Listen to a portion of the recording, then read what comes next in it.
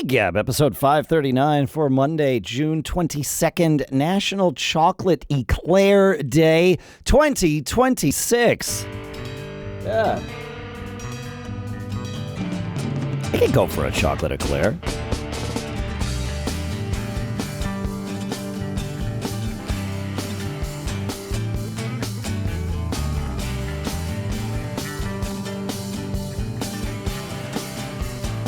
Greetings, folks, and welcome to GIGGAB, the show by, for, and about working musicians. Our sponsor today is oneskin.co/GIGGAB, where you can get 15% off of OneSkin when using code GIGGAB.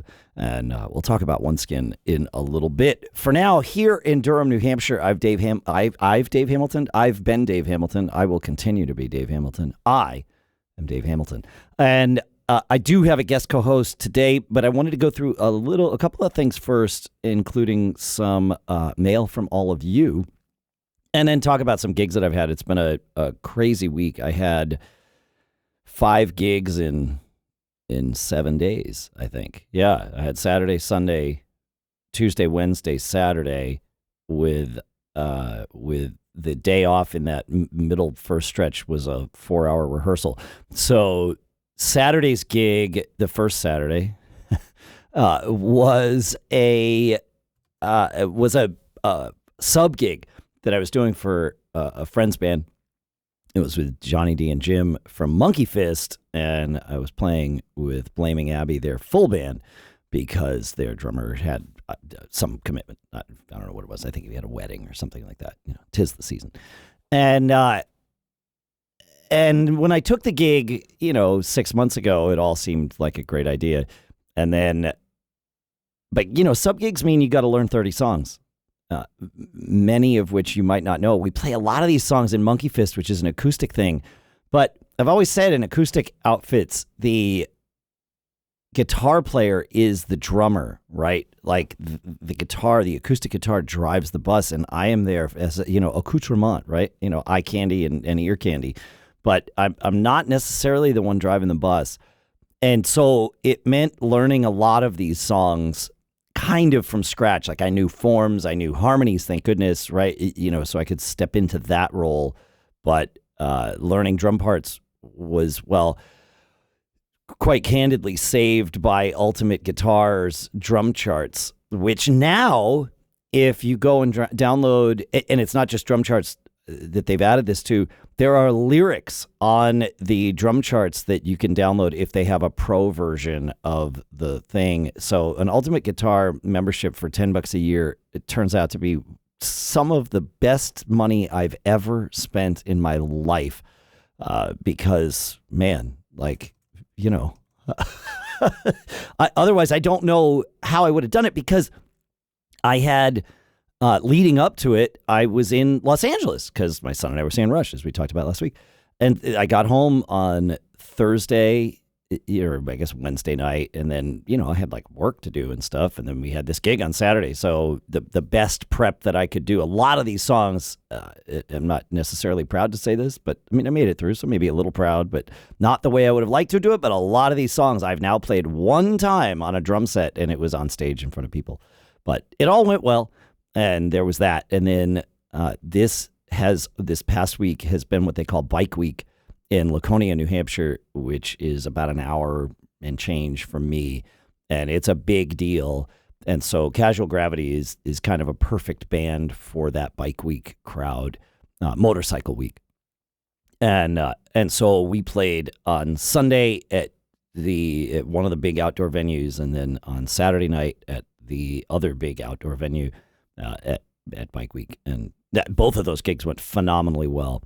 There was an interesting thing with last night. So with both of them, because it's the same sound engineer. They have there's 3 clubs that I think are owned by the same person or entity, whatever it is, and they're all right next to each other. There's an indoor club in the middle. We played there last year, and then there's the 2 outdoor clubs kind of on either side of those. And the front of house engineer Tim does a great job. He's able to kind of manage all of it at once.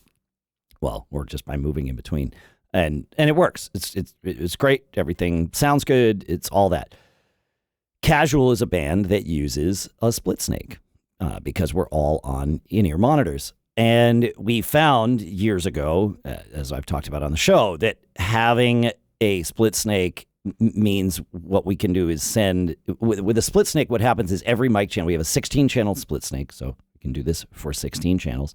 Every channel that comes in, like say, take a vocal microphone, goes into the split snake.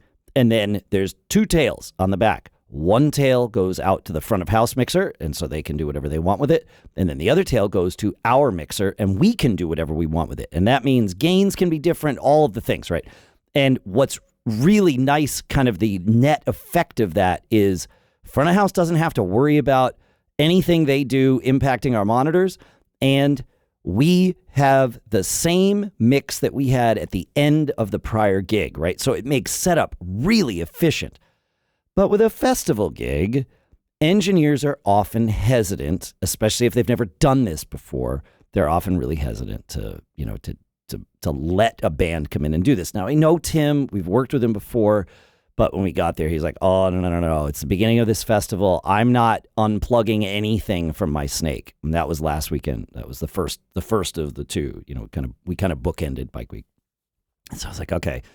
And so, it took an extra 20 minutes, maybe 15, to, have him dial in everybody's in-ear mixes. And, it wasn't the same, obviously. We got through the gig, but it was a 3-set gig, right? It wasn't just, yes, it's a festival, but it's a 3-set gig. It's a full 4-hour show. And so to do that in kind of a, throw together non-optimal setting is non-optimal. Again, we made it through it. We entertained, did the job, always performed, yada, yada. But when we were on our way there for the final gig on the final Saturday night,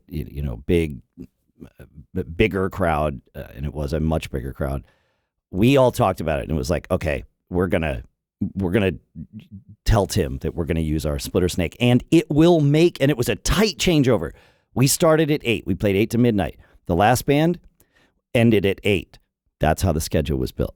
Yep. Schedules, when they're built by people who are not in production, don't think about the fact that there's like a changeover. And we were using entirely new, every new, there was no backline. They provided front of house. That was it.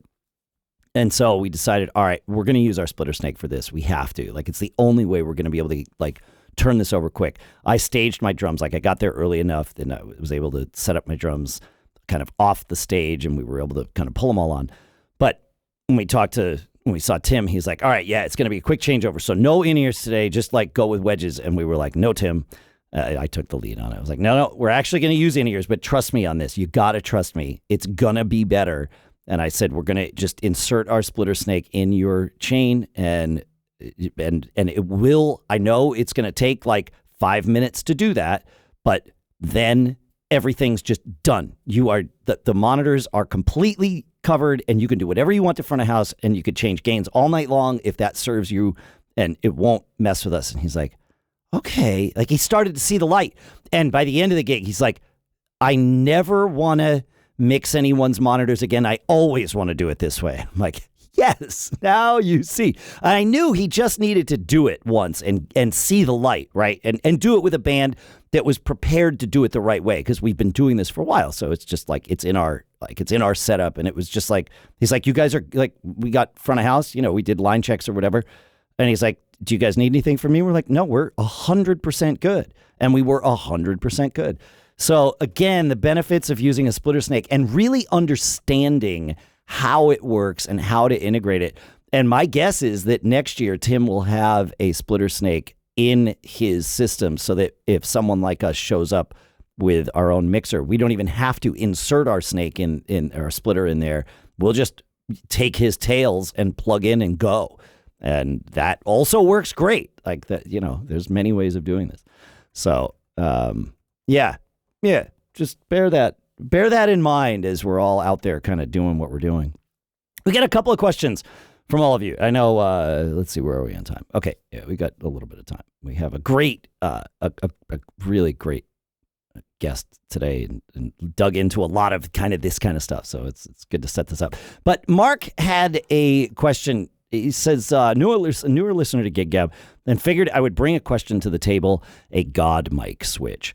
Or a MD mic switch is probably, a music director mic switch is probably better for this. He says, which one would work best for a headset setup? Also, what has been the experience with using a God mic or an MD mic on stage when you have some musicians without in-ear monitors? He says, my horn section hates the in-skull vibration feeling. My drummer would need to use over-the-ears due to smaller ear canals that just can't fit in ears. And he says, thank you for sharing your knowledge. And you're welcome. I love getting to do what I do here. So it's absolutely my pleasure. So for these God mic switches or an MD mic switch, and I what I'm understanding here, and I think I'm getting it right, but I'll just kind of articulate the question. Mark doesn't want his music director mic. The idea of a music director mic is something where he can talk sort of only to the musicians on stage without it going into front of house to guide things through. And this is a very common thing especially in the theater world and the worship world, but it's also a really common thing in your larger touring productions. When you go see, I remember it's certainly not the only band. We were on, front of house watching Kenny Chesney. We could hear, because it was in a near field monitor at front of house, we could hear what the music director was saying. And it wasn't very much because it was the end of the tour. It was literally the last show of the tour. So they kind of had things dialed in by then, as you would expect. But there were things that you could hear like every now and then. And there was, the kind of the whole, that whole back channel thing that we've talked about here. So the idea is how to manage that when let's split the question in two. What's the best way to control this? Because you don't want that mic live in everyone's ears all of the time. That is very true. It can just create a lot of noise, and you can get weird phasing and all of those things depending on where everybody is on stage. And so there are a couple, and it depends on how you're doing it. If you're using a separate mic, then you can simply use an on-off switch for that microphone, and you're good. And we'll talk about those. But if you're using if you want your microphone to split between the two, well, then that's different, right? So you need a different type of switch. So I have used, and this can be used for a lot of different things. I've used the D'Addario infrared mic mute, which is an inline thing that goes, you plug your microphone into it, and then you plug it into your like the mic cable comes in, so it goes inline. You essentially, if you have a mic plugged in already, unplug the mic from the cable, put the mic mute in line between the two, and now you've got this thing right there, and it is quiet, it's fast, and it is proximity based. And there's a little dial, a little knob on top where you can control the proximity, and when you are outside of the range of it, it just turns off. And there's no noise. And when you get up closer to it, it turns on. Now, that obviously can be used for an MD mic if you want to use it that way. It can also just be used for your primary vocal mic so that you're not getting, drum bleed behind you when you're not there in front of the microphone. It's got a lot of purposes. But that could do it. Then, and in that realm, there is also something called the Optogate, which is very, very similar in function, where it goes in line, it sees how far away you are, and it decides, what it's doing. So I'll put links to both of those. I'm not sure exactly how much the Optogate is while I'm recording here. The Optogate is $249. The D'Addario mic mute, the IR mic mute is $99. So there you go. That's those two. I'm sure someone at Optogate's going to tell me why the Optogate is better than the D'Addario, or why it costs so much more than the D'Addario. But for now, it doesn't seem like I can tell. So we will find out on that. And then there are the physical switches, right? So and I'm going to talk about three. They're Radial at Radial Engineering at radialeng.com. And again, links in the show notes at giggabpodcast.com. Has the Hotshot DM1, which is a mic toggle, right? So you plug your microphone into it, and then you have two different outputs, right? One of the outputs, and the two outputs go to different channels. And because they go to two different channels, you can send on the mixer, you can send those channels wherever you want. So let's say you send output 1 to front of house. That's your vocal mic. That's what the crowd hears. And you all hear it in your ears. Of course, you mix that in. And then output 2 maybe doesn't go to front of house and only goes to your ears. You mix it differently. And you can even gain it differently. It's all totally fine. And then, the output defaults to 1. And when you toggle the switch, it goes to output 2. And now you can just use the same microphone and you hit your little toggle and boom, now you're only talking to the band's in-ears. And I realize we haven't answered the second question. So that's the Hotshot DM1. And near as I can tell, let's see what the price is on this. I don't know what the price is on this. Why don't they tell me what the price is on this? Yeah, we'll get there. Stand by. And then there is the Hotshot MD, which has, as I understand it, 3 outputs on it, A, B, and C. And so you've got A and B work kind of the same as what I just described, right? That you press the button and it toggles you between A and B. And then there's a separate button for C. And where that would work, and this is why they call it MD, is if you have, say, output A is your vocal going to front of house. Output B doesn't go to front of house and only goes to the musicians' in-ears. And then say output C doesn't go to front of house, but only goes to the tech crew in-ears, lighting, sound, whatever it is. Because in a theater world, and sometimes in a worship world, and sometimes in a band world, that MD needs to communicate and coordinate with the, different groups of people. And so that one's there. And there you go. Right. So those are the physical buttons. And I guess this next one is also a physical button. It's called the Lily Pad. Well, P4D is what it is. That's how it's spelled, Lily P4D. And the P4D stands for pad for ducking.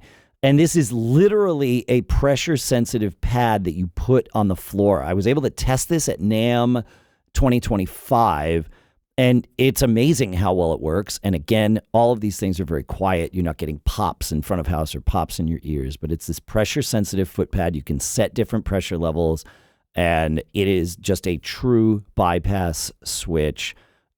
Works very, very well. And again, depending on the function of your setup, it can be really nice. You just sort of, as you walk up to your vocal mic, you have this pad there and you're good to go. You don't have to worry about touching a switch. You don't need to worry about the proximity sensor of the Optigate or the infrared mic switch from D'Addario. So lots of different options, links in the show notes for all of them. And hopefully one of them works. Now, as far as how you deal with having a music director mic when you're using wedges, right? When there's not in-ears. I mean, it's kind of the obvious answer. You put it in the wedges. And this is not new. We have all seen bands on stage, or many of us anyway, I certainly have, where someone talks and you can kind of hear it when you're in the house, but it's not aimed at you. It's in the monitors only. And as long as it's all kind of set right and everybody knows how to use it, it can work totally fine. Between songs, if you need to communicate in the middle of a song, I'm not sure that using it in wedges is going to help as much. So I know Trey Anastasio in Fish, before they moved to in-ears, he had a mic that would just go to everybody's monitors, and I think he hid it in like a water bottle or something, so he could just kind of look down into it and talk. I don't know why they hid it, but whatever, it was what it was. But yeah, you can do this, and it works fine. It's great for announcing what the next song is, especially as you start playing on larger and larger stages where everybody's a little more spread out. So, great question, Mark. Thank you for sending that in. Mark, of course, sent that in to feedback@giggabpodcast.com, and you can send your questions in there too. Well, let's see. Do I have I have a question from another Mark, and then we'll get to our interview here. But the other question from a different Mark says, what do I do with a fan that's always shooting video of my band's entire set and then posting all the video, everything all at once? He says, I realize that the exposure it can create is good, but if videos of every summer concert series and Art and Wine Fest from the entire year are posted, the same songs get posted, and we as a band have no content control. I wonder if it's doing more harm than good. It might be. You're right that all exposure is good exposure. Having the entire video there, most people are probably not going to watch an entire video of your band or any band. We don't have that kind of attention span these days, man. And I know it's terrible to say, right? But it's true. So it would be better, and maybe this is the ask, right? Of if it sounds like, you're not going to have 50 or 100 fans doing this. You might have 1 to 5 fans doing this. Most people are just going to hold up their phone for a clip of a song, not even a whole song, and wind up posting that. And that kind of thing, I think, even with phone video quality and phone sound quality, is great, right? If it captures a good little moment. Absolutely. And I would, reshare that as the band. These full show videos, I really don't think people are going to invest the time to sit and watch a phone shot video for the, 2 hours or whatever it is. I don't think it's going to hurt you. But what could help you more than that is if those videos were chopped up. So maybe reach out to this person and say, hey, I would love to share clips from your video. If you've got any that you've chopped up, please share them, and we as a band will reshare them and promote them. And if you don't have time, would you please send me the raw video? We as a band will chop those up and share the clips and kind of, control the highlights, and we'll give you credit for them, of course, right? And that's usually when someone's doing that, it's because they feel ownership of your band, not like, hopefully not in a weird way, but like, this is a band they like, and they want to, your band is a band they like. They want to share it with their friends. They think it's important. They feel some kind of ownership over helping promote this band that they love. And so if you reach out, and you got to be careful here, because you don't want to dilute their experience of being a fan of your band. I would very, very, and we learned this the hard way when we ran Mac Observer, because we had fans of that website, of course, it's how things work. Don't jump straight into hiring this person for your band. Let them do what they're doing and remain a fan, and just give them a little more access, a little more support, right? But leave it there for now. The time may come where you need to hire somebody to do your social media, or need to hire somebody to sell your T-shirts, or do your sound, or all those things, and then look from within, right? Who makes sense to promote.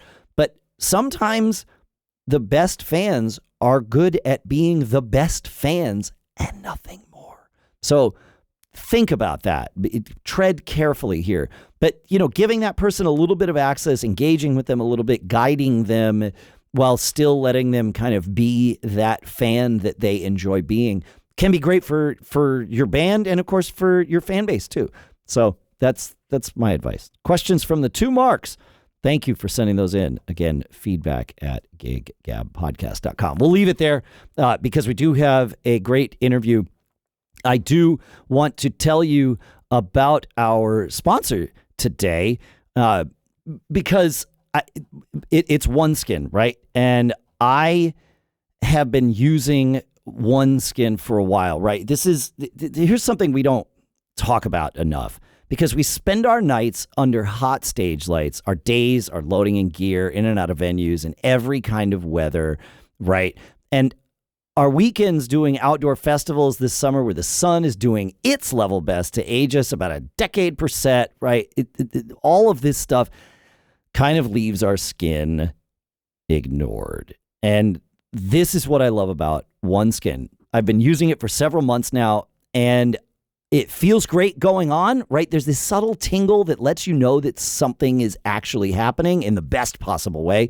Like your skin is finally getting that backstage VIP treatment it's been begging for after years of being treated like a roadie's flight case left out in the rain, right? But here's the thing that sets it apart. I wasn't just looking for something that might work better than like my current routine, which is kind of not much. And I love what OneSkin's doing here because as we age, some skin cells stop functioning the way they should. Longevity scientists call them zombie cells. And OneSkin's OS1 peptide was specifically engineered to address those. After using it for about 6 weeks, the differences were visibly noticeable, right? Always be performing means showing up looking your best on stage and off. I've been using the eye and the face and now even their sunscreen. It's backed by 4 peer-reviewed clinical studies, over 10,000 5-star reviews, and Bloomberg recognized them as a leader in skin longevity. Born from over a decade of longevity research, OneSkin's OS1 peptide is proven to target the visible signs of aging, helping you unlock your healthiest skin now and as you age. And for a limited time, you can try OneSkin with 15% off using code GIGGAB at oneskin.co/GIGGAB. That's 15% off oneskin.co with code GIGGAB. And after you purchase, they're going to ask you where you heard about them. Of course, please support the show. Tell them I sent you. Check it out. I think you're going to like it as much as I do. And my thanks to OneSkin for sponsoring this episode. All right. My guest co-host started playing in punk bands. And when nobody was going to record them, he picked up the gear and figured it out himself. That decision rolled through dive bars into monitor work at a Live Nation venue and eventually onto the road where he now travels doing audio for a touring tribute band. He's done it on entirely self-taught on budget gear, and he's here to tell us what actually works in the real world versus what just looks good on a spec sheet. Jesus Hernandez, thank you and welcome to GIGGAB. Thank you for having me, Dave. Yeah, absolutely. Absolutely. I love the kindred spirit, self-taught with the sound stuff. And I love that you took it and actually brought it to this level. It's amazing. So and drummers too, right? So this is the second episode in a row where I have unknowingly is probably better, brought on a guest who's a drummer. Last summer, the same thing happened, and I called it Drummer Summer. And maybe Drummer Summer is just a GIGGAB thing now. I think it's going to be a thing. Yeah, it's a thing. I mean, it clearly is a thing. We're not actually at summer now yet, so we're close. It feels like it over here. So same here. It's up in the 90s, I think. So yeah, I think it'll hit 90s here in New Hampshire today too. And where is here for you? I'm outside of Nashville, Tennessee. Yeah. Okay. But basically in Nashville. Yeah, so. Nashville. Yeah. Cool. So I have all kinds of questions and things, and I want to hear your stories and all of that. But that whole idea of learning sound out of necessity, I love this because it's how I learned sound. I was the drummer in the band, and the PA was set up at my house, and so I learned how to use it because I didn't like hearing feedback during practice, and boy, does the snowball go from there. So how did your snowball start? Like what was that? This is going to be a really serious throwback. You probably would remember this. Other people might not. In Lady and the Tramp, weird way to start. They have the Siamese cats that are the same voice. There's like a kind of a behind the scenes of this is how you can record 2 of your own voice, and it's I think the voice actress with 2 tape recorders, and she sings the song, she plays it back, and then hits record on another tape recorder while singing it back. So I had just started playing guitar, and I had 2 tape recorders, little cassette decks, and I just would record the song and then play it on the tape recorder, hit record on the other one. And so I started recording stuff like that. And then long story short, I ended up getting like a Tascam Portastudio. I'm not sure if you remember those. Four-track cassette deck. The Tascam Portastudio was that was the thing that allowed bands to self-record. It really was the beginning of the home recording trend. Trend is probably the wrong word, but I'd say industry. Industry shift away from the major studio. But I ended up getting one of those, and I'd try to record, with 2 mics, a whole band. Had no idea what I was doing, and I eventually got a one of those larger, the digital version. I actually have one right here. Hold on. And I will do the one thing that I neglected to do, but this is our audience is primarily audio. This video will be out, of course. You can always, folks, you can see it at giggabpodcast.com and on YouTube. So we will describe what we're about to show you here, of course, and I'll take the lead on that. Yeah. This is an ancient relic. Portastudio. The digital the digital Portastudio. Yeah. Oh man, that's pretty cool. So I got one of those, and I was joining. I had just started going to local shows with a friend of mine from middle school. Okay, and we started trying to join bands, and they would never happen. But eventually, got into a band, and we would record just. Put that thing up. I know you could record 24 tracks, but we'd put one mic in the middle of the room, record the band, and then have the singer go after. And then so you were using it for overdubs in that sense. Yeah. Sure. Okay. And then eventually people would be like, "Oh, you guys recorded your own stuff. Can you record our band?" And the drummer in that band got one of those Audix Fusion mic kits, and we were like, "Oh, you gotta learn how to put mics on stuff." And surprisingly, not knowing what we were doing, so a lot of it came out pretty good. Okay. I do have to correct a little bit, and I am self-taught. I did go to college for music production, but I didn't really learn anything there. Everything I learned was kind of after leaving there and before. Okay. So, but that's how it kind of started. And then everybody would be like, "Hey, can you make my bass amp sound good? Can you make the PA sound good?" Whenever I was at a show, and I just became the guy that everybody would be like, "This is your problem. You got to fix it." I say every time I join a band, I'm not going to let them find out that I know anything about sound. I'm just Dave Bang Drum, right? I'm just going to enjoy this and they've already got sound figured out. Far be it from me to need another job to do. But invariably, when the problem comes up at a gig, it's like, I can help fix that. And they're like, great. And then you fix it. And then the snowball. Yeah. And it actually became a thing where people would, I think they would try to just we don't really like this guy. We don't want him in the band, but we'll get stuff recorded for free. So let's have him play guitar or whatever. So it happens. Yeah. It's fine. We all have our different values. It's all good.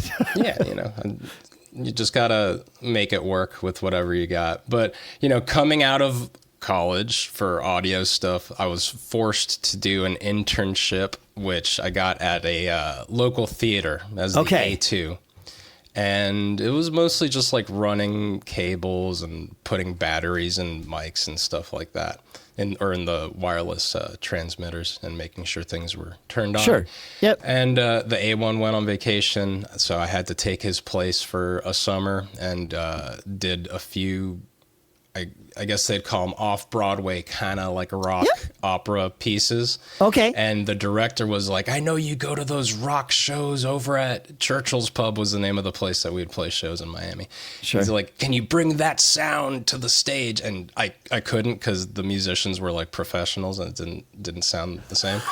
But, I did that. And then, I love that. Yeah, it's a lot of it is the performance. If you want a raw, edgy sound, the performance has to be a little bit kind of not perfect. Yeah.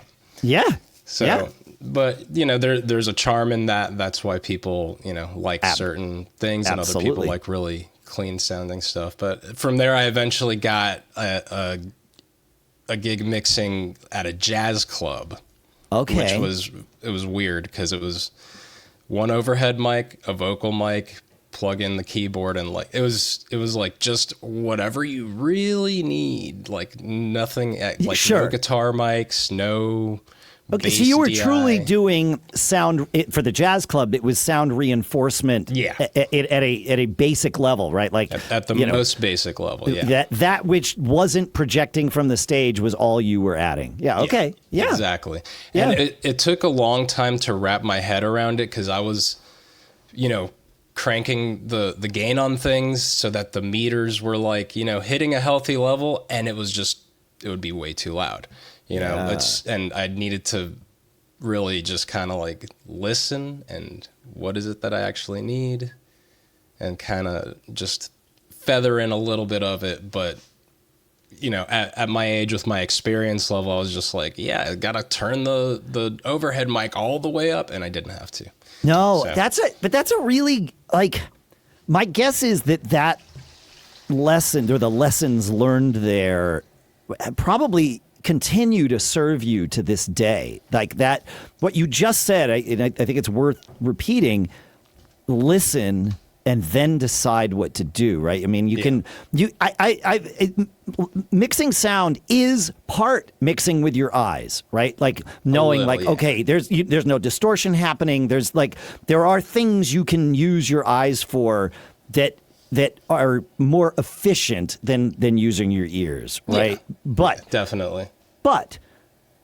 one must use their ears. Yeah. Ultimately, what you're trying to serve is the ears, and you can use your eyes as an indicator to confirm that what you think you're hearing is kind of the reality of what's showing up in front of you. So, Yep. but this is in South Florida, not the most music friendly place. Really? Okay. Yeah, that jazz club closed down. The theater didn't pay me too much, so what I ended up doing was I got a job at Guitar Center, Okay. so that I could buy a bunch of recording gear with the employee discount. Employee discount, I yeah. still have pretty much everything I bought from there, but I was using that to kind of roll it into my. It was like a mobile recording studio where I would just kind of like go to where a band practices, set up a bunch of mics, and like, record them there, and just whatever I could make happen. And Yeah. a lot of it came out pretty rough. And, it Yeah. was what it was. Yep. But Yep. it was the same idea as live sound, just recording it instead of doing like a whole production with a bunch of overdubs and like, we're going to tune this and edit that. Cause I was recording again with that 24 track Portastudio. You can't really edit on that. So, Okay. All right. Yeah. I never used those, but I mean, on the 4-track Portastudio, the editing you could do was bouncing to make room for more tracks, right? Yeah. Like, that was it. Then, yeah. But there's no like slicing stuff and sliding it over and no. let's just copy this chorus and just paste it, Got it. So- Yeah. Yeah. which Yeah. I try not to do that anyways if I can. No, help it. it is nice to have the option when you realize you're at a point where you can't reassemble all the musicians to re-record, and it's like, okay, yeah, I think I'm just going to take the first chorus and make it the third chorus, and it's going to be okay, Yeah. But yeah, I am for most recordings, I am of the mind. I approach them of the mindset of we are capturing musicians playing and singing this song, not using the studio as an instrument, which is a whole other thing and fun and cool and all that stuff.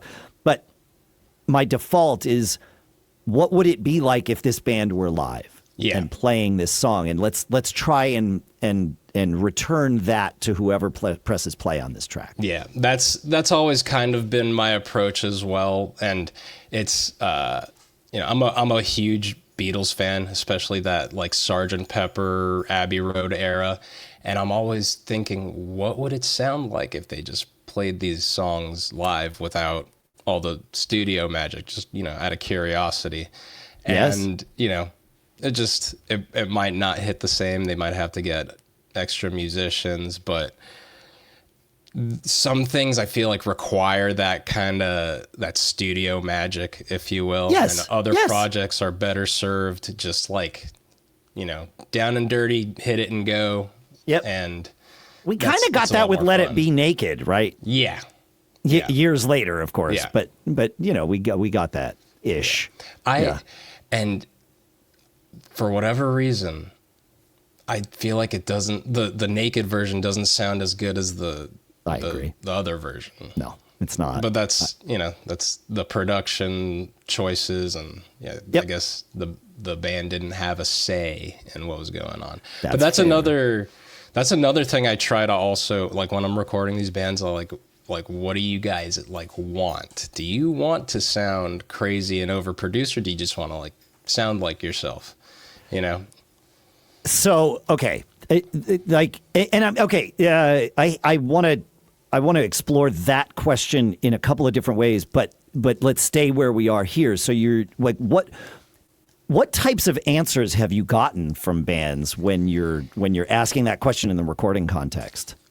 One of the most interesting ones, I had a band that was kind of like a noisy emo band, and they were like, their approach was, we want to record the band live, take a picture of the band and then color on it, paint on it, so get what the band sounds like, and then just go crazy adding stuff over it, which it didn't hit the same as just the raw recording. Sure. But I used it the way that they wanted it, and that's one of the things is you're not always going to agree with what the band wants, but your job is to give the band what they want. And same thing in a live setting, they might be like, I don't want any reverb, I don't want any slapback, I don't want to hear any attack on the bass drum is one that I get. That kind of drives me crazy. What?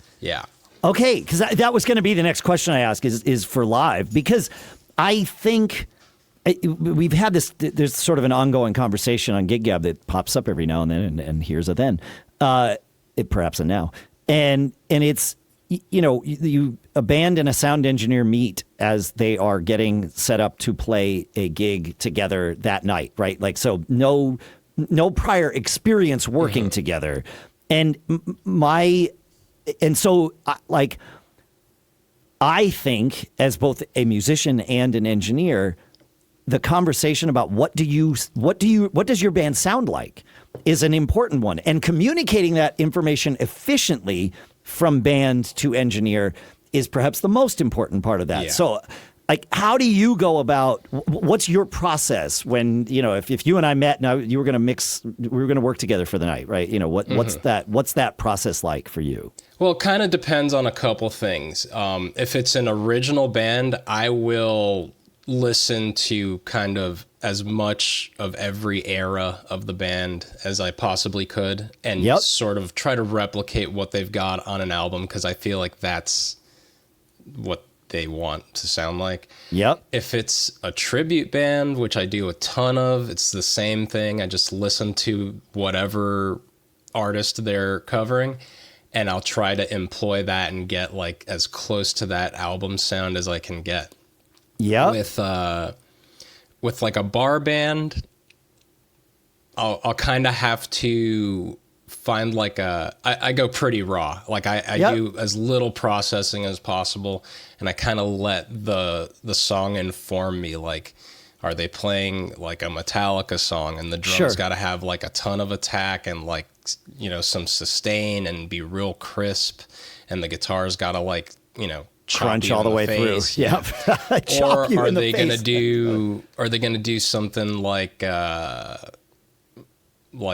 Guns N' Roses, where you can sort of dial back the aggression of the drums, and it's really more about pushing the guitars, but the guitars don't have as much of that sharp sound, and so I'll kind of adjust based on the song, almost as if I was trying to replicate the recording. Yeah. And that's what happens a lot, is because everything these days gets recorded before anybody hears it, which makes it a little bit easier, but sometimes you get a band that does original stuff and Yes. it's not recorded, and you'll either let the song inform you, because you'll know if it's like a thrash band, it's going to have to sound a certain way. If it's like Norah Jones style stuff, you're going to have to dial it back.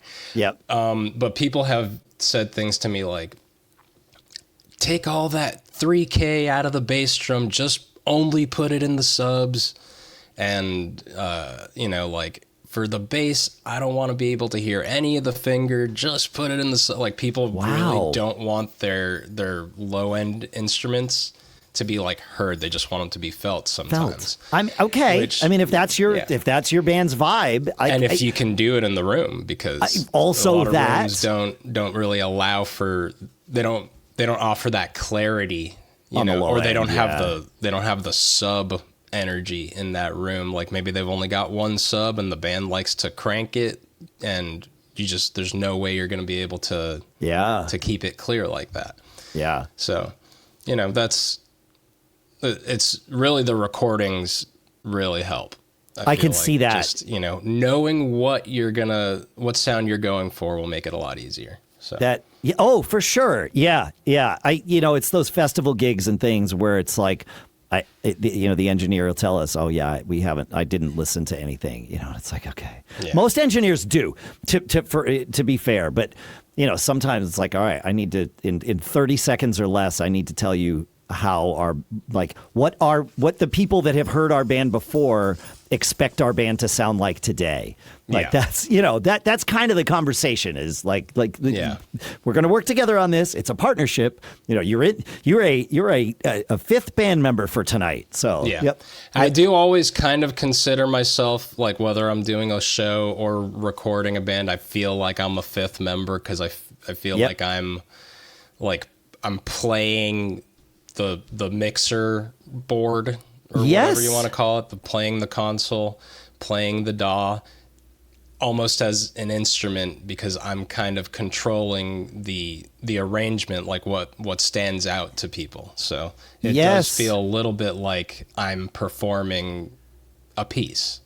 You are. I mean, I think that's the best way I've heard it articulated, and I think every sound engineer and every musician listening would do well to take that to heart. Like that's an important lesson. And if you come into the room approaching it that way, realizing how much power you have and how much control you have, you're the final filter between what's happening on stage and what happens in the audience's ears. And that can make or break a show, for Absolutely. sure. And respecting that. Yeah. There's probably been two bands that I've ever worked with where I could just set levels and leave them alone. Sure. And they sound really, really good. And one of them was because they would travel with their own PA and just run vocals and kick out of it. So they knew how to balance themselves on stage dynamically. And when I got through the first two songs with them and I realized I didn't have to move a single fader, I was like, I don't even know why I'm here. I'll collect, but they're making it way too easy on me. But I've had bands that, I'm not going to name the band because it's really bad. But I was working at this upscale bar in McDonough, Georgia. And they did a lot of the tribute thing and a lot of country and classic rock. That kind of a bar. Sure. Type covers.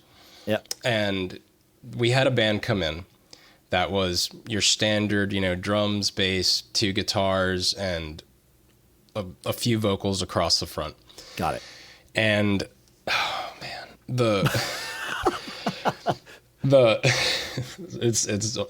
it's cracking me up to think about.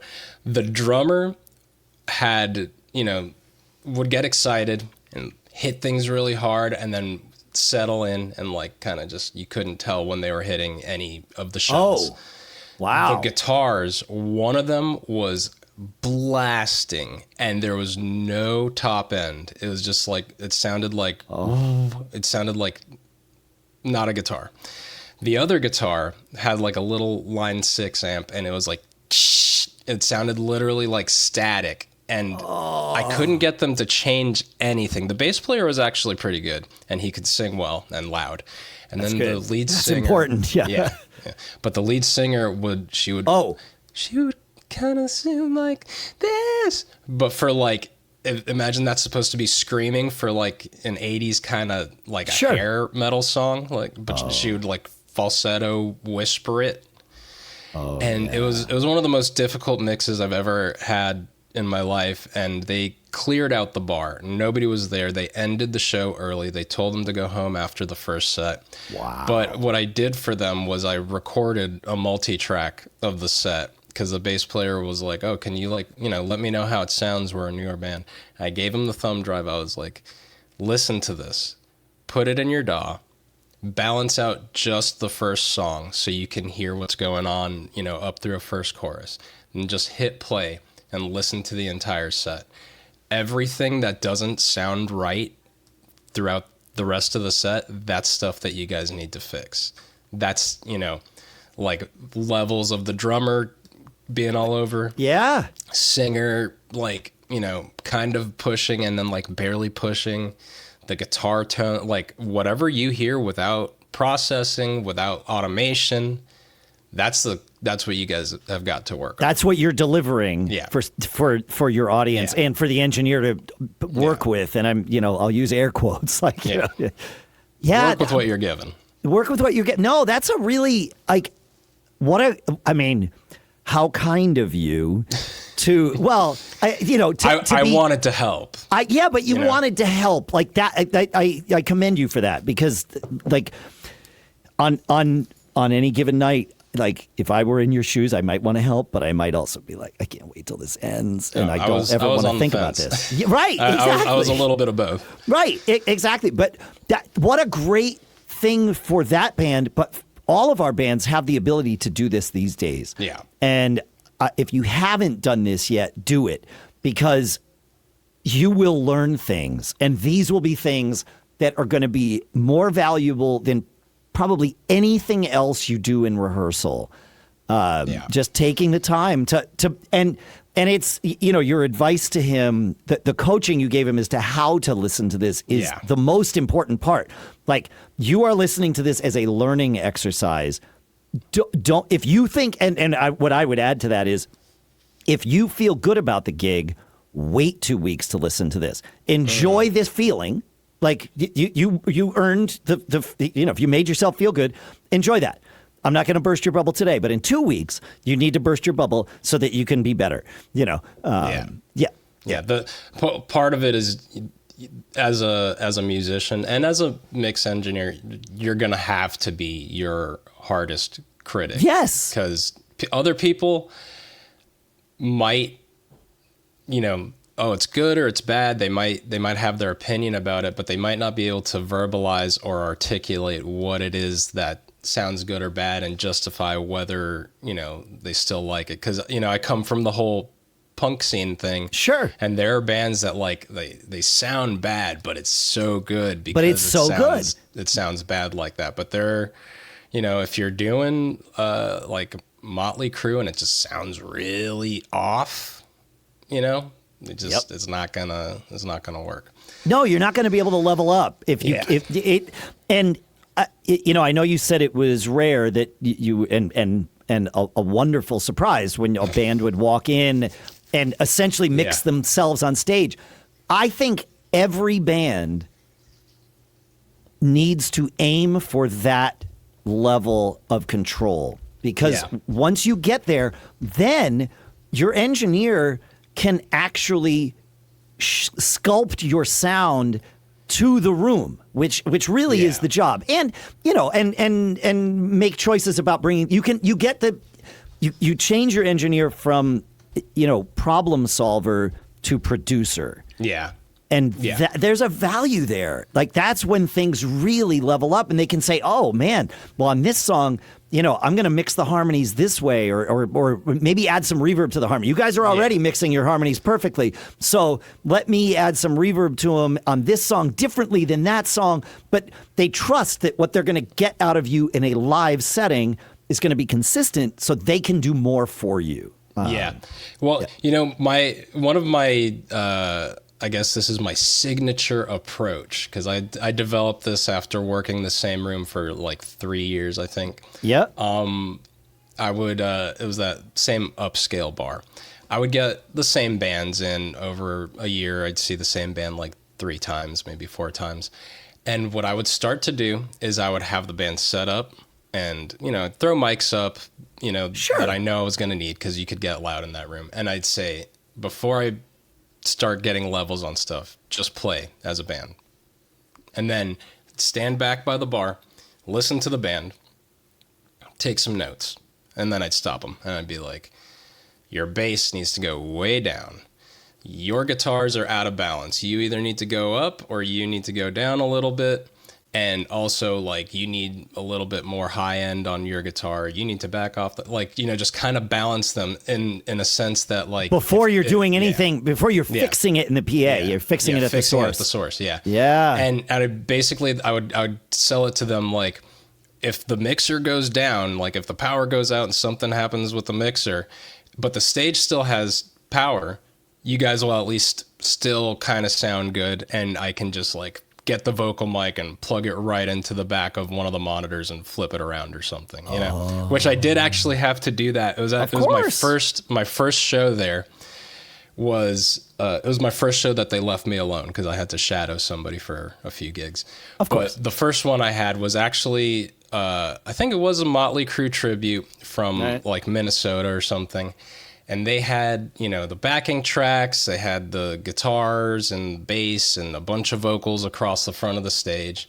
And I left right after sound check to get something to eat. I came back. I was like, everything's good, like sound check was you'd already line checked it, sound checked it. Yeah, you're and good. Then we go to start the show at 9, and there's no sound coming out of the mixer. And then there's also no sound coming into the mixer. The drummer's telling me, like, I can't hear the backing tracks in my in-ears and all this stuff. I'm like, what could have possibly happened? I come to find out a few days later that the power went out. Like, there was like a lightning strike and the power went out in the building, and it like reset the board. Sure. But what I had to do, because it had been an hour that I couldn't figure out what was going on, because the board literally did a factory reset, and it was it was a pre-Soca Studio Live with the AVB routing, which is a little bit complicated. Yeah, right. Yeah, And it's not as simple as just turn it on and reset the faders and you're good. Yeah, exactly. So I ended up just daisy chaining the monitors across the front of the stage, plugged the vocal mic in, and they just had to play like that. And that was the show. Yeah. And it didn't sound good because I got levels for whatever they gave me. But I took that as a lesson. I was like, let me make sure that if this ever happens again, the band will at least sound pretty good before, But that never happened to me again, because what I did was I learned how to, how to route that board, how to configure everything. Yeah. So that if I did get into that situation, I could fix it rapidly. But it's one of those things that's like, now that I know how to fix it, I never have to deal with it again. Of course not. That's how it works. It's only going to happen if you don't know how to fix it. That's Murphy's Law, man. You got it. But I think the one of the most valuable things in that is what you learned to tell bands, hey, look, the reason I'm doing this, to kind of soften the approach, the reason I'm doing this is if the power goes out, I want you to sound good. So let's mix here first, and then I'll mix you from out there. Yeah. Right? But like finding those ways, because bands, actually, I was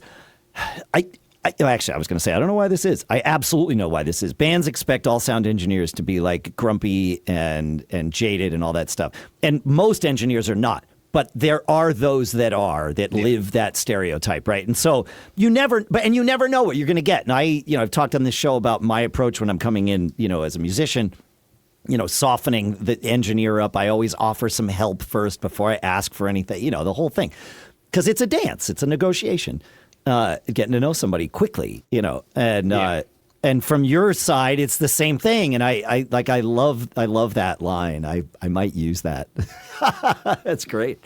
Yeah. Well, yeah. And this also comes from, again, playing those like local crappy punk shows where you maybe had a PA. You definitely didn't have monitors, but what you had was like the sound of the band there, and like you probably plugged your mic into a like spare guitar amp, and that or the second channel on a guitar amp sometimes. Yeah, I've seen that as well. I've done it. Yeah.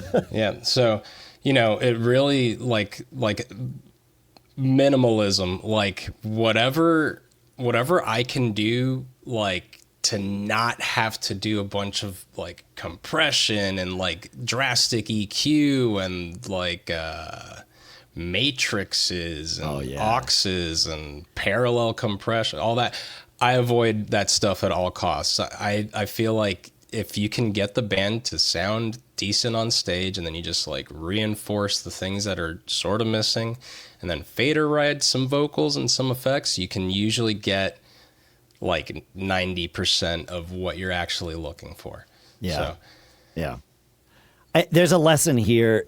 You know, if you've got a digital mixer, even if you don't, if you can, you know, borrow someone's, learning, and every digital mixer is different. And this is in terms of routing, learning how to route your mixer is a very important thing. You know, I see a lot of bands, they're like, oh yeah, we travel with our mixer.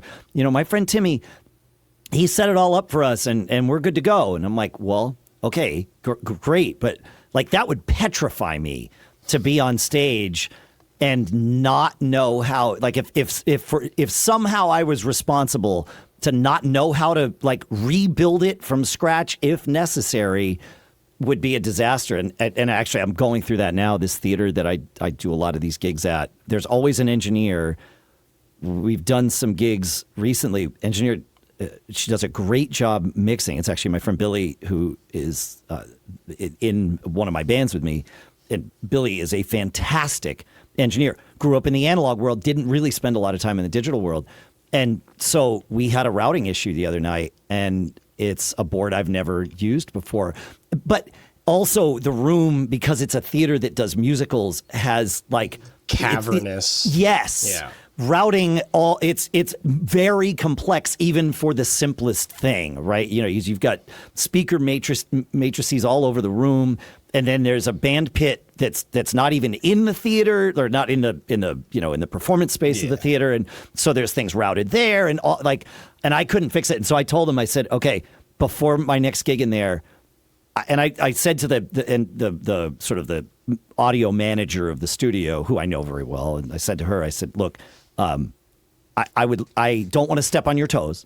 I would love to have you be the one to show me this, but I also know that your time is valuable. I want to respect your time. So I am going to come into the theater and I'm going to break things and fix them so that I know how to fix them. And I just want to let you know. And if I need to come in at midnight one night and do this, like that's fine. I cannot do another gig there where there's no one in the room that understands how to reroute this board. Yeah. I can't be on stage for that again, because we did one, and it was we did two separate nights of this Boston Cream tribute thing that we put together, which was awesome, and they were a week apart.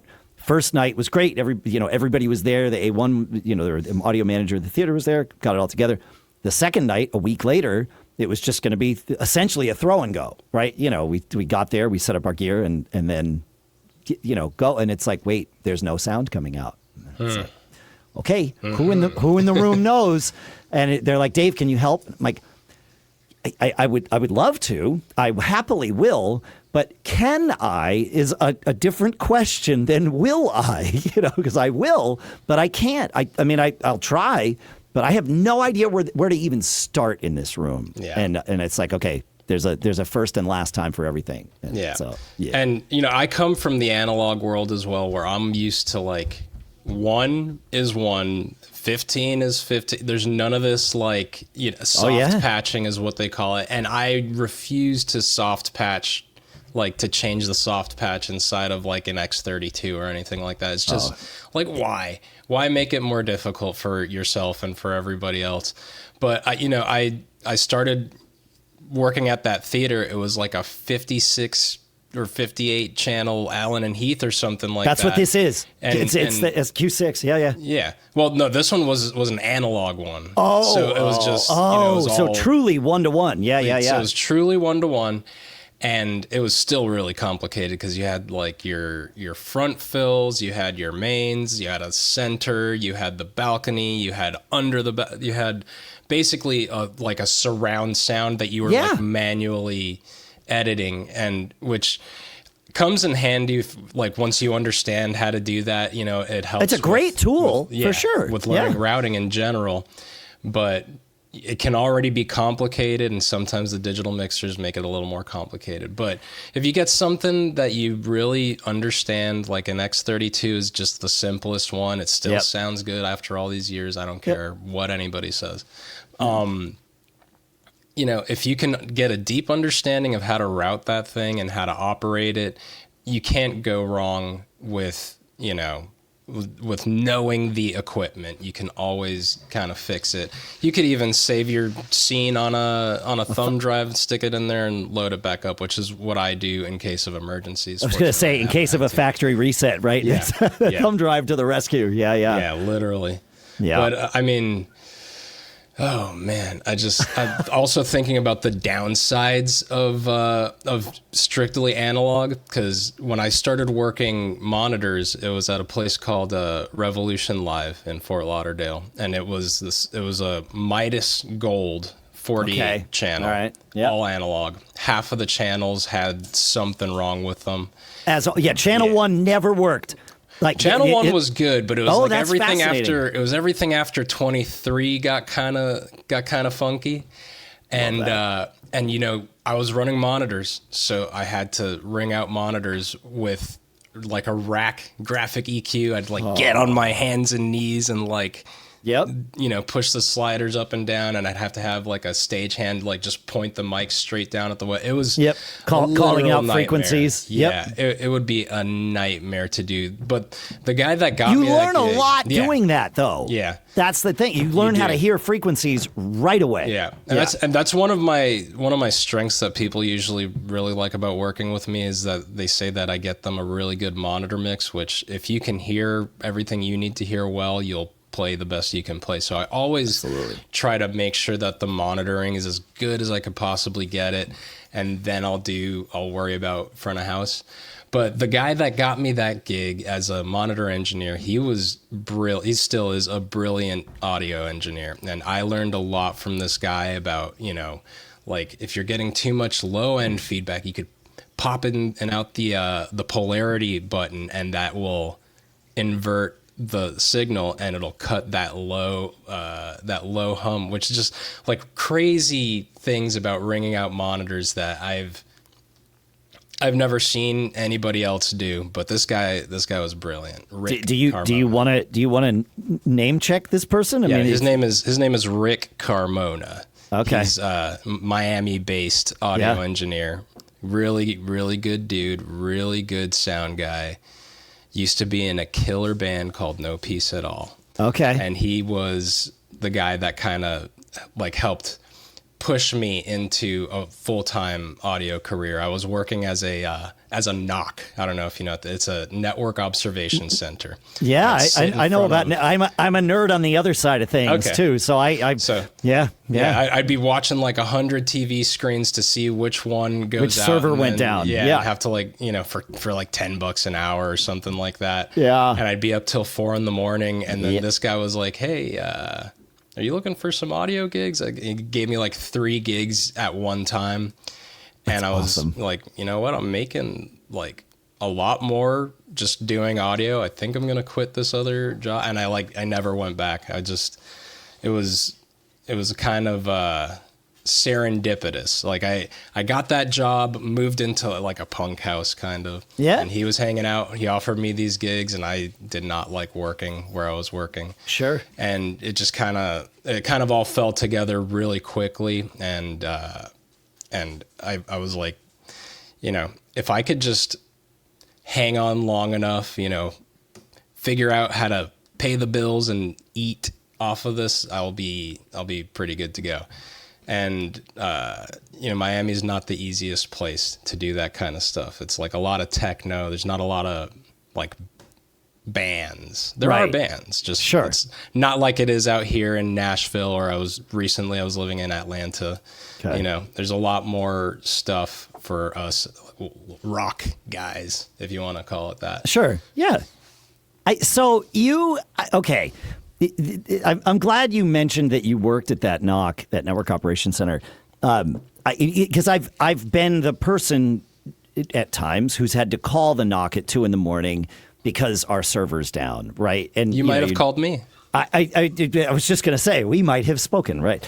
And it's, I'm the freaked out customer, we for years, for decades even, we ran a website called Mac Observer where, it was a pretty popular website. We had millions of people a month coming to read it and all this stuff. We wound up selling it. It still exists. But, and so when the site went down, like that was a really important thing to fix, or at least it felt that way, right? In the grand scheme of things, a couple hours of downtime, whatever. But you didn't want that. And so, you've got this freaked out person at 2 a.m. They were probably just woken up by some alarms, and now they're on the phone with you, and you've been there staring at screens for, 5 hours, and just, you have to be chill. I'm glad you understand. You have to be the voice of reason on the, well, there's a reason I understand this, but like, it's good training. I have always said, maybe the right way to say this, one of my favorite sayings is that every business is in the customer service business, right? And if you can find me a business without customers, please tell me. I will drop everything I do and I will go do that, right? As long as I can make money. Right. But that's not the reality of the world, right? We're working, doing something that other people want. We're always working for someone else, even if we're in business for ourselves, right? And so with that mindset of every business is the customer service business, like it's been clear over the last 40 minutes or so here that you treat your engineering like it's the customer service business. You want the musicians to be happy and comfortable, and you want to work with them. I mean, there are times I'm sure when it's been an adversarial thing, and you just it does happen. If somebody wants to be an a-hole, you can't stop them, right? But like otherwise, and I had my friend Davis Thurston, who is a sound engineer. He is based locally here. He travels the country doing this actually with a lot of like. Jam bands and jam tribute bands and things like that. And he is a phenomenal engineer. I'm sad that he's not local enough to like do sound for me all the time anymore. Right. But when he was on the show, he said, this is would you like fries with that job? And it's like, yes, like that. And, everybody's working together. It's not that someone is a better, like there's no class system here, but we're working together. And what can I do to make your job easier? And the same thing, folks, comes from the stage. It's would you like fries with that job from the stage too? What can I do to make your job easier? With the engineer, it's a team effort. Yeah. And, you're not just serving the band, you're also serving the audience, and you're serving the staff at the venue or the bar or whatever, because the people who actually, in my experience, have the most requests or demands is usually like the manager or the bartender saying like, hey, this is way too loud. Can you cut it down? And I'm like, let me show you what happens when I pull all these faders down and the volume doesn't change. Yeah. Because I'm like drum sets are loud. That's how it is. There's not a whole lot I can do about it. Yeah. And I've had it was a what were these guys? It was a Creed and Godsmack tribute band play. Okay. And that's like supposed to be loud. I mean, at least the Godsmack stuff I think is supposed to be loud. You got to be able to feel that music. Yeah. And don't worry about the extra noise I'm adding here, folks. I literally just spilled my tea onto my audio interface, so I'm cleaning that up while we're talking. Well, no, it's all good. I'll keep going while you clean. And fortunately, the guitarists and the bassists come through with the amp sims, so I have a fair amount of control of their levels. Okay. And that's good. But this is like a reunion party for like a tattoo motorcycle shop or something like that. And they're all like hanging out with people they haven't seen in like months or years. And they want to be able to talk to each other in the bar while the band never is hire a playing. band for a reunion gig. Yeah, hire a DJ or something. And they're constantly asking me like, hey, can you get the band quieter and quieter?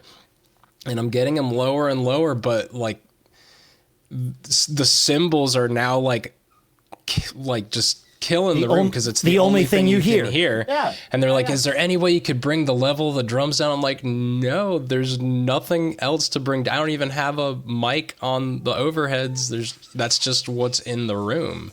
And the band is on stage. Like, what? Hey, sound guy, why are you making it so quiet? Why weren't we louder 2 songs ago? Like, it's just, it was a little bit of a balance nightmare to the point that I kind of had to just keep an eye on the door. When this guy would leave, I'd put it back up so that the band could be happy. And when he would walk back in, I'd have to like slowly drop it down so the band wouldn't really notice and he could like chat with his friends. It was, one of the weirder types of gigs that I've had to like accommodate everybody, and it just didn't sound good. You can't. No, it reminds me, and I'm almost done cleaning this up here. It was much worse than I thought. It reminds me of some gigs I played where it's, the one that's coming to mind was this party that essentially this neighborhood, this community would have every year. In December, right? Holiday gathering or whatever. And they were great people. We played for them every year. We would do other gigs. Like if people had a party at their house, they would hire us to play or whatever. And it was like everybody knew each other. And we were hired to do this thing. It was like a potluck in this like old Grange hall. And we got there early, obviously, got set up before there were people in the room. And then let's say doors, people started getting there at like 6:30 or something, and they have dinner or whatever. And we're supposed to start at 8. And I'm talking to the guy, it's 7:45 and I'm looking around the room and I'm like, these people are still like catching up. They haven't seen each other. Like it's winterish, here in New Hampshire at that point. It's cold. People don't like socialize as much. So now or maybe they're seeing people they haven't seen all year. Like maybe you're in the same community, but you don't have a reason to interact. So I'm like, I went up to him. I'm like, dude, these people, they do not want a band to play right now. Like these people want to talk with each other. And I love that for them. I'm like, I've talked to the band. We're actually okay starting, like shifting things and playing the same amount of time, but we'll start, at 9 or 8:30 or whatever, whenever we all decide that like it's the right time. And he's like, you're totally right. Like, thank you. And like it's as a band, you need to read the room before you even start. And if it's one of those reunion kind of things where people are getting together and it's not, the primary goal isn't to watch you, make sure you're serving whatever the primary goal is, right? I mean, that I guess that's really the meta lesson is be aware of what the gig, what the event actually is, because you might just be a cog in the system, and they might only want you to play for an hour. Like that, they might have hired you for 3, but really the best thing is if you play for 1. I can't tell you how many weddings I've done where we were booked for, 3 hours of playtime, 2 sets with a break or whatever. And I would say the majority of weddings that I played, everything ran late, and we would do one 90-minute set right up until venue curfew. And then that would be the end of it. And everybody was happy.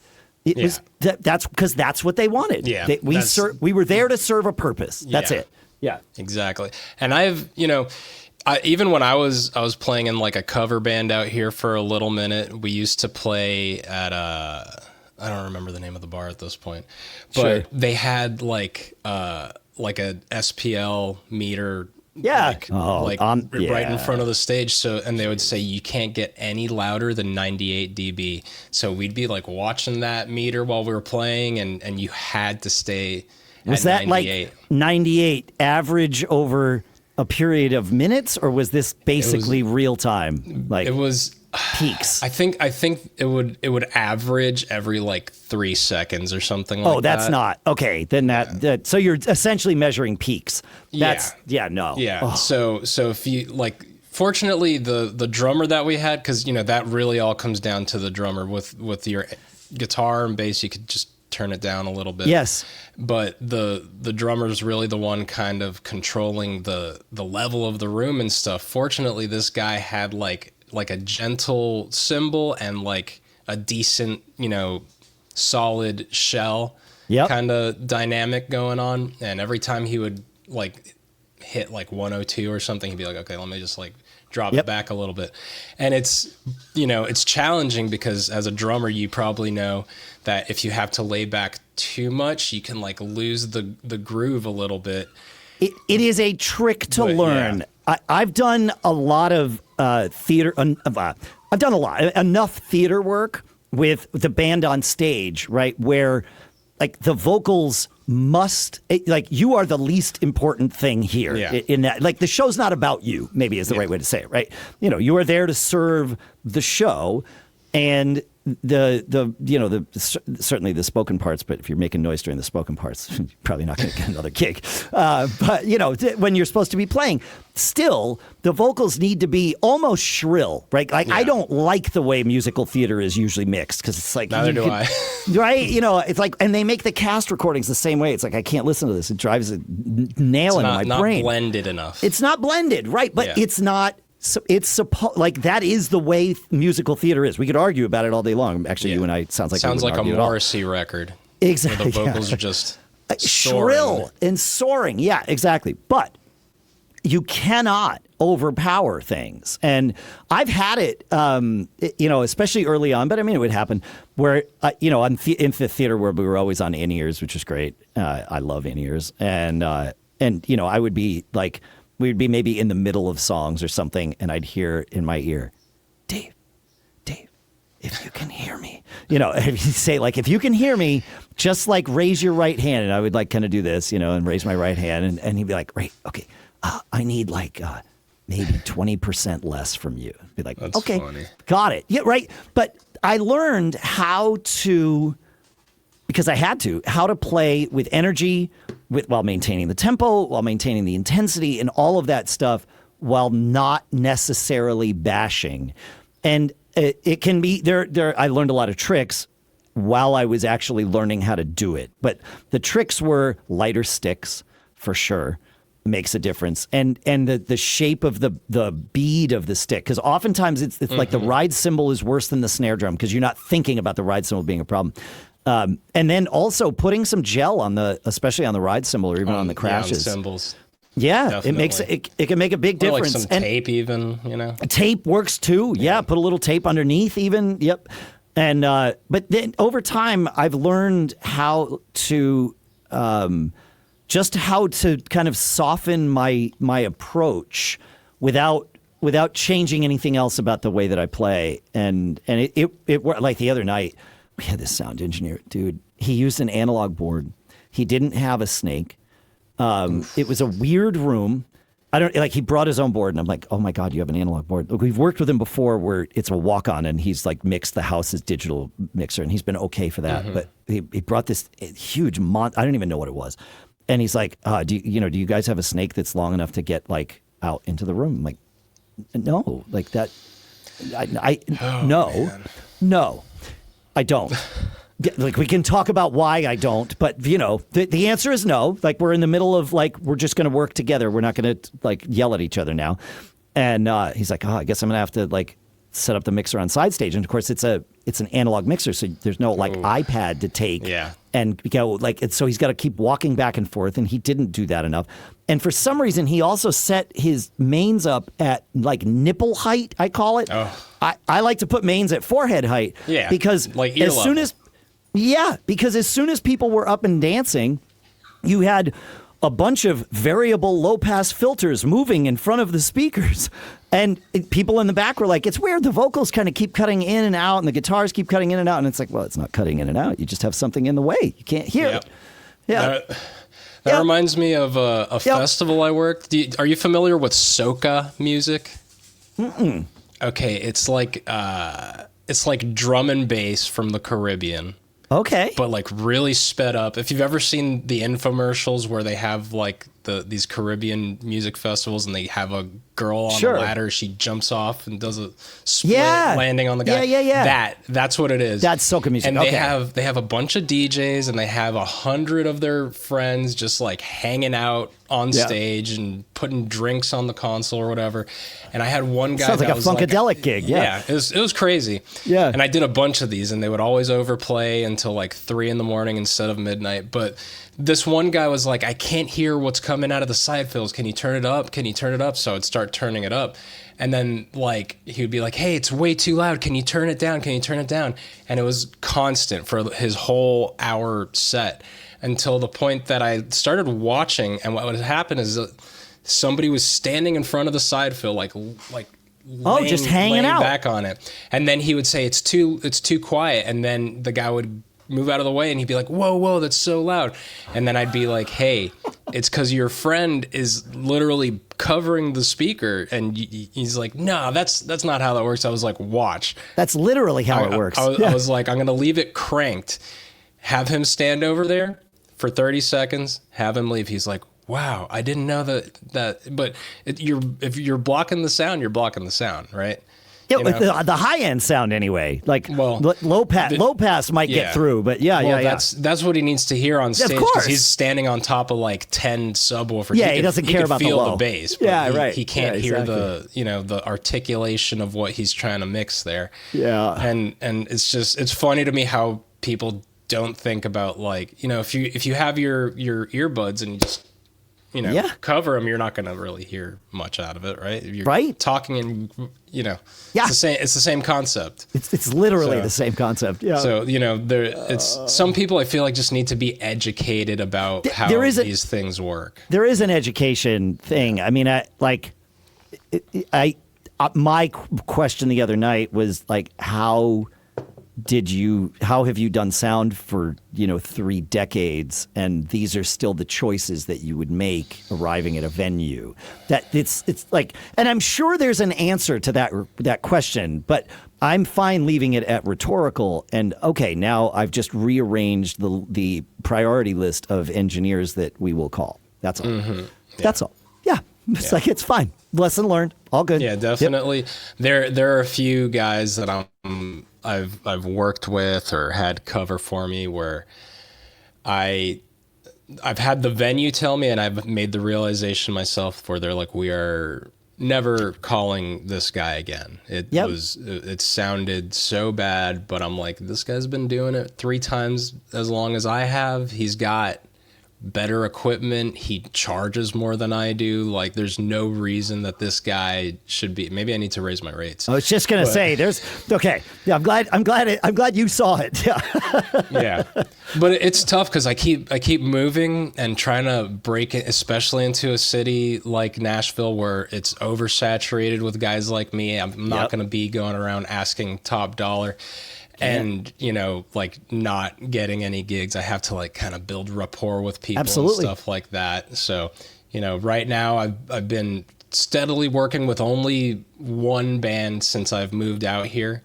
And, the rate is actually great. So it's, That's good. It's not an issue there. But I see other opportunities come up, and I'm like, man, that's just, it's too low. I want the gig because I want to, start getting to network a little more, but it's just, that's not for me. The band probably doesn't sound great. They're not going to make me sound great. Whoa. Yep. Okay. Well, sorry. That's all right. Plumbing stuff happened next door. Yeah. Well, I mean, same, but mine was self-inflicted. So yeah. But there's.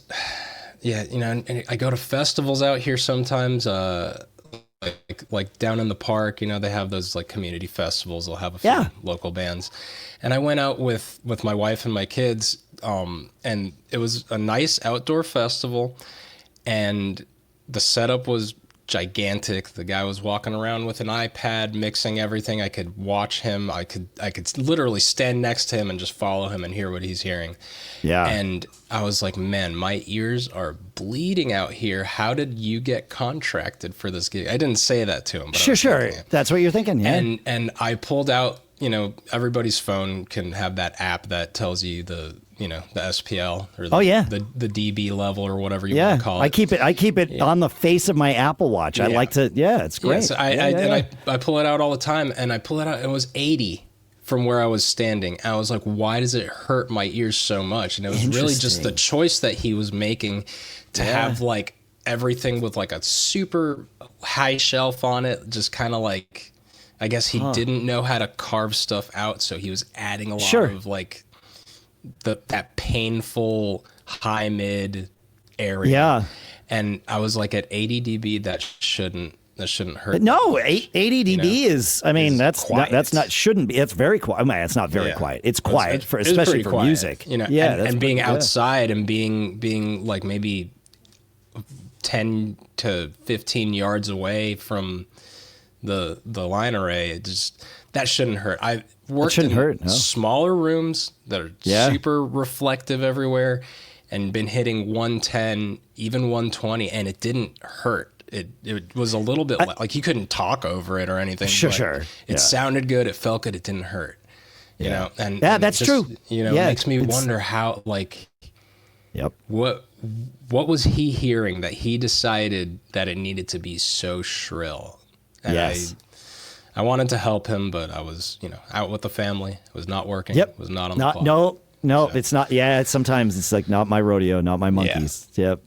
But there, like I said, there have been people that it's like, I cannot call this guy back because he did such a bad job that the venue even was like, use this guy to cover for you ever again. So there's, I mean, and that's an issue with musicians too, right? If I can't do a gig and I have to, and it is a band that where subs are okay, and I bring a sub in, there's always the risk on both sides, right? If the sub sucks, then that's bad for me. If the sub is so much better than me and they hire him instead of me, well, that's also bad for me. But I'd rather it be that. Like, I'd rather deliver something where no one has to worry. Yeah. And like, this person's gonna knock it out of the park, and don't worry, like, everybody's good. And then it's like, oh, we can trust Dave. And it's like, that's right.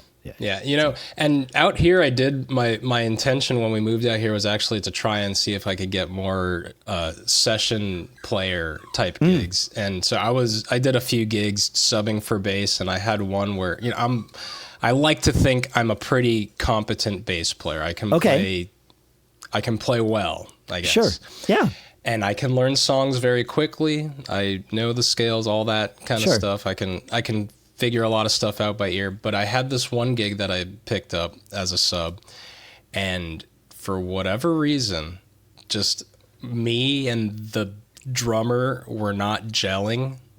And like, I heard the singer after during the break after the first set, man, this is terrible. And I felt really bad. It was a little bit of a blow to my ego, because I was like, dude, it's just bass. It's not that hard. But it was more of a feel thing. It was a feel thing. Yeah. It can make a difference. Yeah. I'm a little bit of a before the beat kind of guy, and I think the drummer was a little bit of an after the beat kind of guy. Sometimes that can work. Like if you're playing like a blues shuffle, it's great to have the bass player dragging things forward and me dragging things backwards. But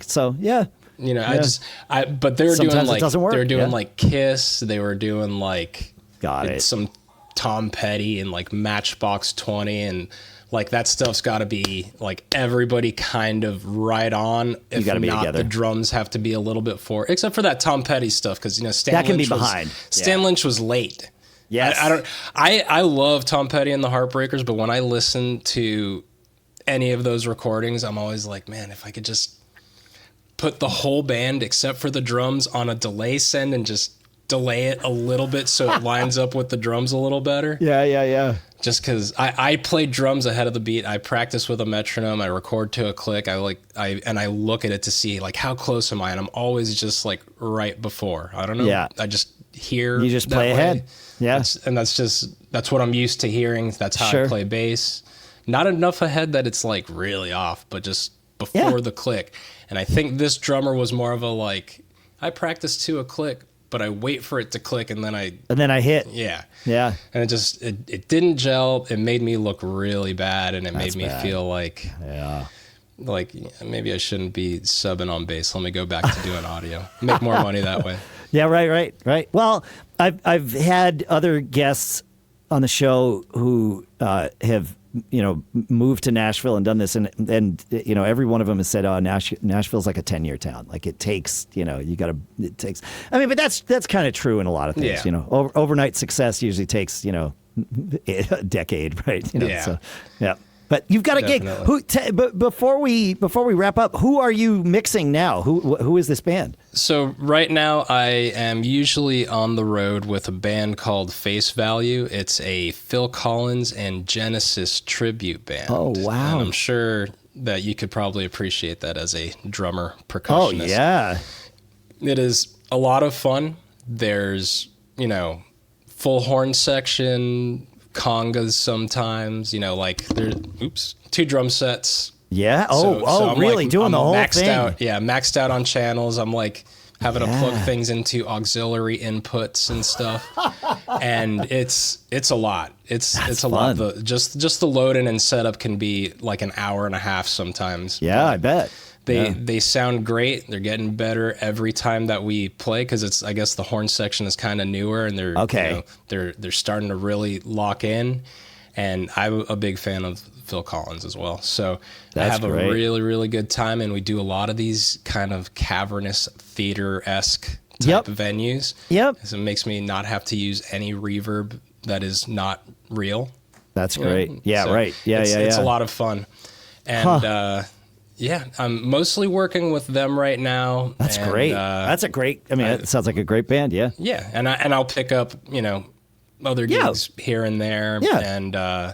And what I'm also working on right now is I have a home studio in the works because this is Nashville. Everybody's got a home studio. That's right. I've been calling it the complaint department. Okay. I don't know, because those kinds of bands that I record, like punk bands and stuff, they're just all complaining about something, right? Yeah. So it's basically kind of a studio geared towards like a more budget friendly, underground original music. Record live if you can. Kind of set up. So those are my 2 main things that I've been kind of working with these days.